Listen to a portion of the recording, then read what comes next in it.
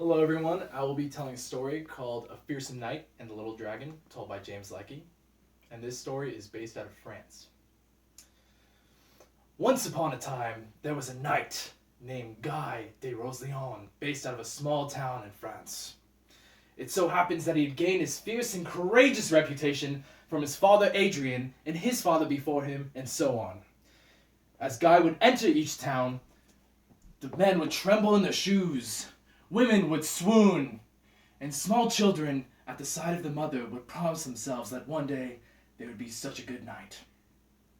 And it just so happens that not once did Guy ever have to draw a sword in vain against an enemy, because one look at his steely blue gaze, and they would know that he was not to be trifled with. So it just so happens that there was also a dragon in the town of Rosleon who had been tormenting the villagers. He would come by, steal cattle, other cows, and occasionally put the damsel in distress. The villagers, so distraught by this dragon, thought, how are we supposed to rid ourselves of such a fearsome beast? And finally one day they came to the conclusion and asked upon the knight, Guy, will you slay this beast for us? The fearsome knight told the villagers, I will slay your beast. Be it my job, and it will be done. So one fine spring morning, Guy saddled up with his finest squire and rode out to meet the dragon. Finally, after much riding, he saw the dragon laying in a field. It was a small dragon, perhaps the size of a small baby elephant.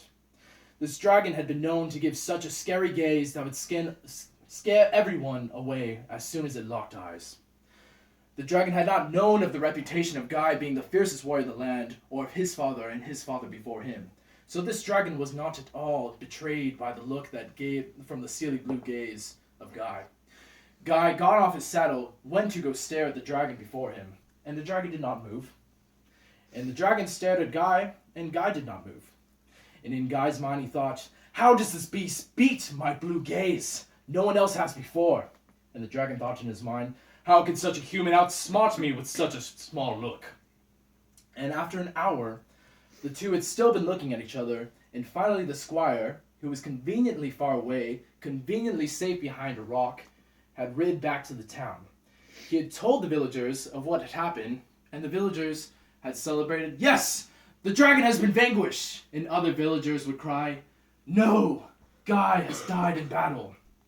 Both confused by mourning and celebration, the villagers soon forgot of this trifle. And it just so happens that to this day, if you were to ride to the countryside of Rosleon, you might stumble upon a dragon and a knight in a staring contest, as the irremovable object meets the unstoppable force, locked in a staring contest.